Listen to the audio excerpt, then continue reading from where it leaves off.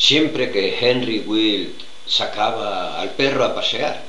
o para ser más precisos, cuando el perro lo sacaba a él, o para ser exactos, cuando la señora Wild les decía a ambos que se fuesen de casa para que ella pudiese hacer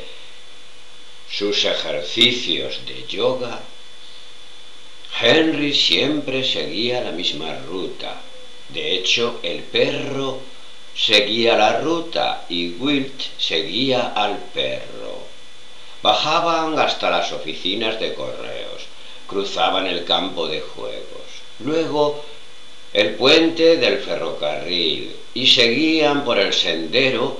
que bordeaba el río. Continuaban siguiendo el río poco más de 1,5 kilómetros y luego cruzaban otra vez por debajo de la vía férrea y volvían recorriendo calles cuyas casas eran mayores que la de Wild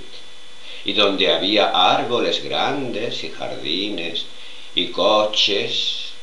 Todos eran Rovers y Mercedes. Era allí donde Clem, un labrador de raza, se sentía evidentemente más a gusto y hacía sus cosas, mientras Wild esperaba mirando alrededor, un poco inquieto, consciente de que aquel no era su tipo de barrio y deseando que lo fuese. Era prácticamente el único momento de su paseo en que él tenía una cierta conciencia de su entorno. Durante el resto del trayecto, el paseo de Wild era un paseo interior y seguía un itinerario completamente distinto de su propia apariencia y de la de su ruta. Era en realidad una jornada de pensamiento ávido, un peregrinaje por sendas de posibilidad remota que implicaban la desaparición irrevocable de la señora Wild, la adquisición súbita de riqueza, de poder, lo que haría él si le nombrasen ministro de Educación, o aún mejor, primer ministro. Era algo urdido en parte por una serie de recursos desesperados y en parte con un diálogo mudo, de tal modo que quien reparase en Wild, y la mayoría de la gente no lo hacía,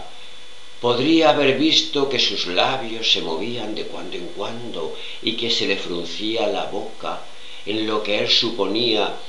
cariñosamente una sonrisa sardónica cuando abordaba cuestiones o respondía a argumentaciones con una agudeza de ingenio devastadora. Fue precisamente durante uno de esos paseos, bajo la lluvia, tras un día especialmente penoso en la escuela, cuando Wild consideró por primera vez la idea de que sólo podrían cristalizar sus esperanzas y podría considerar su vida algo propio si su mujer era víctima de algún desastre no del todo fortuito. Esto, como todo lo demás en la vida de Henry Wild, no fue una decisión súbita. No era un hombre decidido. Prueba de ello eran sus 10 años de profesor auxiliar, nivel 2,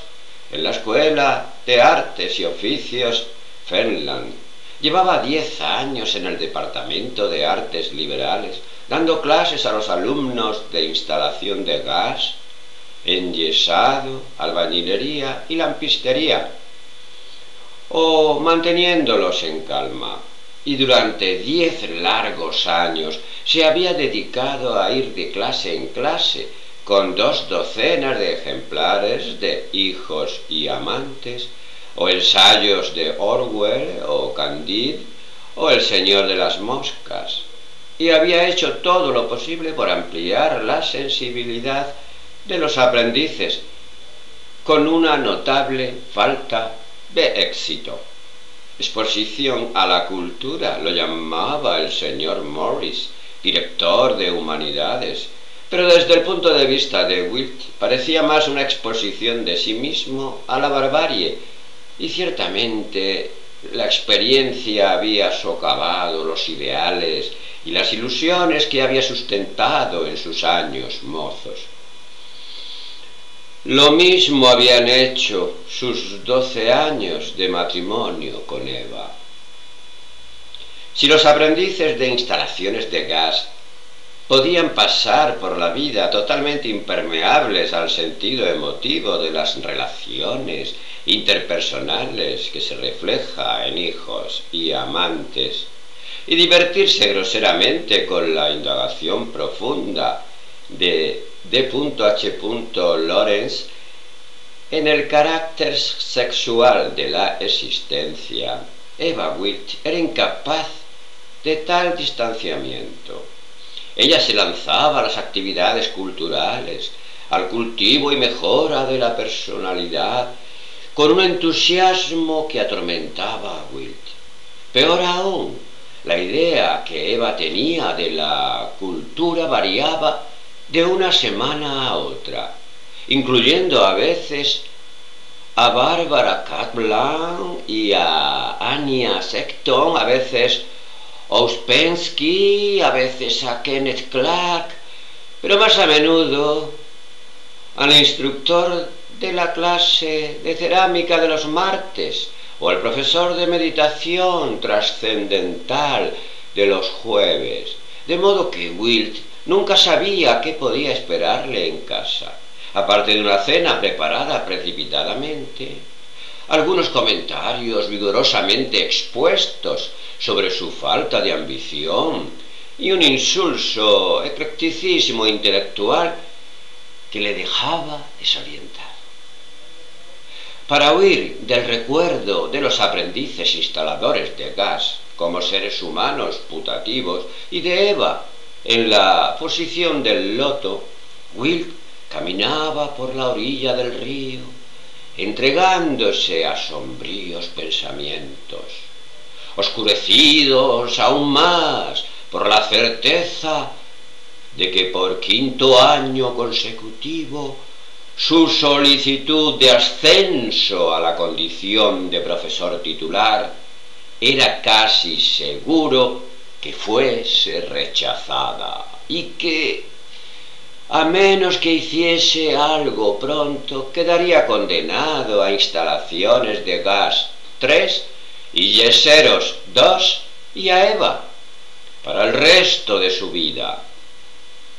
No era una perspectiva soportable, tenía que actuar de modo drástico. Por encima de su cabeza pasó atronando un tren. Wilt se quedó mirando sus luces menguantes y pensó en accidentes, en pasos a nivel.